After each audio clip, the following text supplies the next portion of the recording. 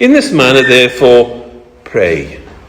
Our Father, who art in heaven, hallowed be thy name. Thy kingdom come, thy will be done, on earth as it is in heaven.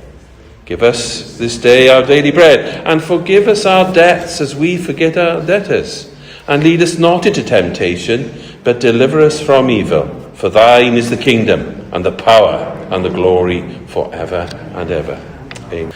Now, I'm sure Debbie feels blessed this day. Those of us who've been baptised through the water baptism feel blessed this day. Most people will say, and I know I've experienced this myself, you want to do it all over again, because now you know what it's all about. But are you blessed this day? Have you considered where your blessings come from?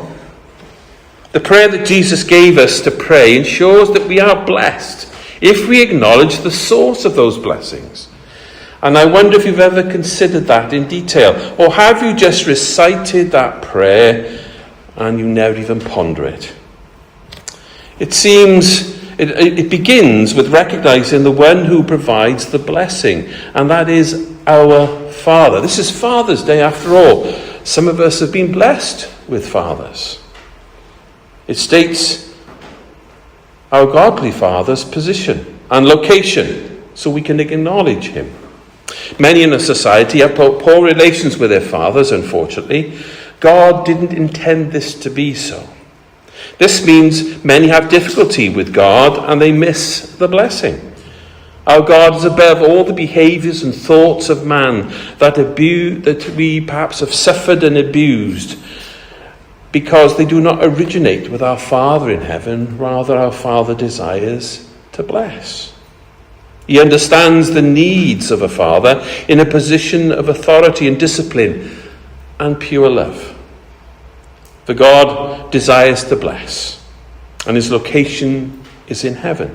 This means he's in a position where he controls the storehouses of heaven. But do you have his ear? I don't know how many of you were close or are close to your father, but do you have his ear to say, with me, it's the bank of Dad. Dad, can we have money for this? Or can you help us with that? Or we have this problem. Can you help us out? Our Father is no more standoffish than we as ordinary fathers. He wants to respond. He wants to bless. But he's in a position of authority, and he has the storehouses of heaven. The authorities in our world today are not respected, and they have abused their positions. So how can we trust a Father who is above us? The clues are provided us in this passage. It goes on to say, hallowed be thy name. What does hallowed mean? It's a strange word, isn't it? It means to honour, to revere, to recognise God's name as holy and set apart. The word used here has its roots in the Old English word halag. And that's translated from the Greek agezo, which describes as being sacred and worthy of reverence. Theologically, this petition emphasizes God's holiness and glory. It is a request regarding God's character and actions, and they would be visibly demonstrated within the world. And that is, his name will be revered through the lives of those who follow. Debbie has demonstrated this morning that she's going to follow Jesus. Now, she can either follow Jesus, Debbie always follows Jesus. Yes, as Miss Grump, or she can have a big smile. Most of the time she has a smile, doesn't she? Because we tend to forget that we are the only Jesus that the world ever sees. And you either say, oh, here comes so-and-so, so-and-so, or let's make ourselves scarce. A transaction is taking place here. Just as a person values a good reputation, God's name reflects his identity, his character and deeds. Hallowing involves acknowledging his perfection, his righteousness, his majesty. Practically, hallowing God's name involves both words and actions, praying with reverence, worshipping, living a life that honours his holiness, and sharing his goodness with others. If you live like that, surely you're going to be a blessing.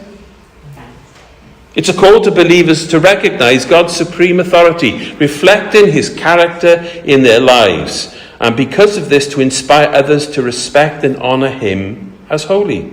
In essence, hallowed be thy name is both a declaration of God's sanctity and commitment for believers to uphold and honour his holiness in thought, speech and conduct. If you don't believe, if you do not act as you believe, that God has honour and has a commitment to you, then how can you be blessed by him? He desires to. Who would not want to be blessed by God? If you don't believe, then ask God for belief. If you don't have faith, then ask God for faith. If you desire to be like him, then honour him. It goes on to say, thy will be done, as it is in heaven. Though, whose will do you desire to be done in earth today?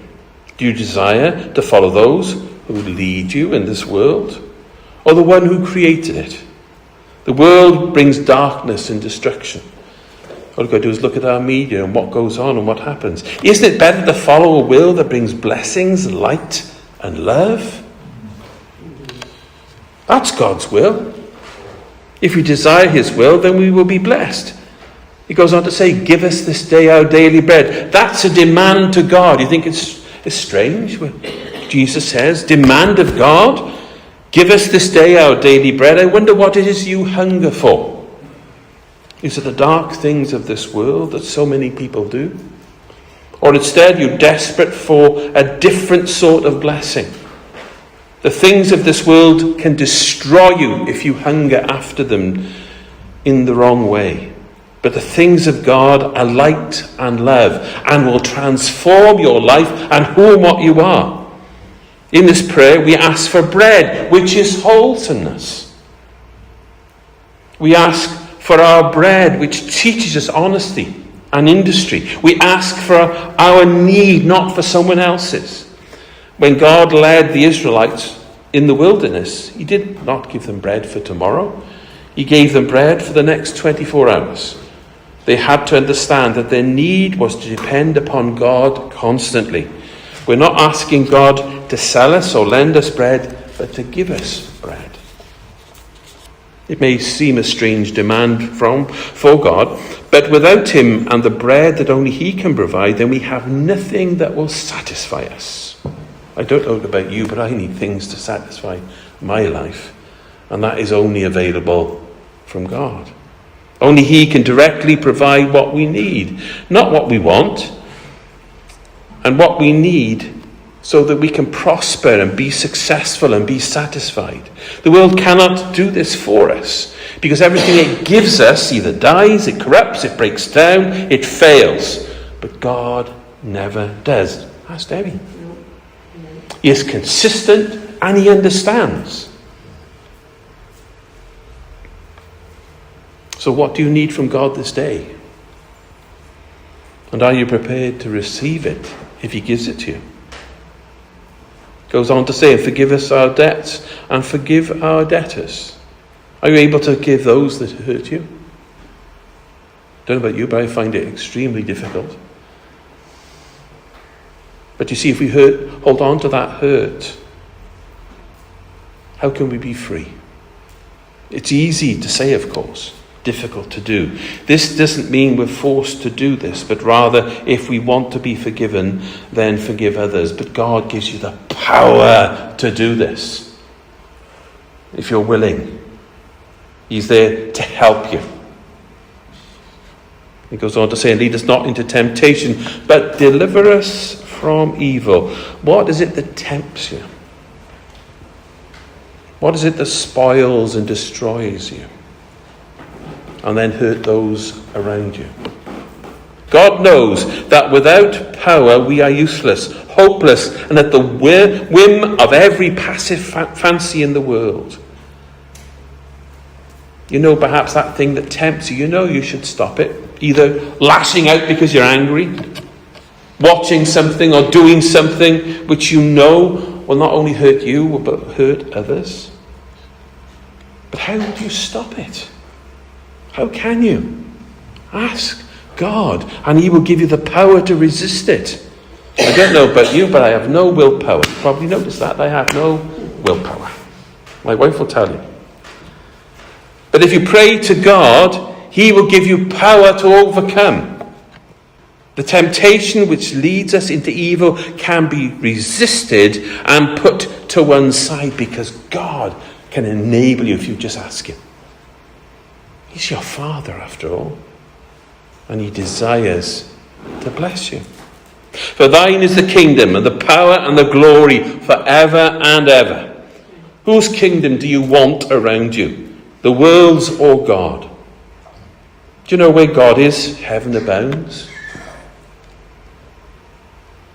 Heaven abounds. Where God is, things happen. Where God is, people are blessed. Where God is, people are healed. Where God is, people can overcome. Where God is, we ask and act as though we can take on the world. Where God is, then heaven is. And I don't know about you, but I would love some heaven in my life. Is your life full of heaven, or instead are you bereft of all blessing because you're deliberately cutting yourself off from God because you're not willing to allow yourself to be blessed? With no power and living a life with no glory within it. My question was, as I started this, are you blessed? Not many of you said, I am. Still not that encouraged, are you? If not, this morning I've given you a key. The way to overcome, to be blessed, is given by the Lord's Prayer. A way that you can be blessed. A way you can be satisfied. A way to resist that which tempts you to destruction. The question you need to ask yourself this day, do you want to be blessed? Or are you happy in the place that you're currently in? Let's pray.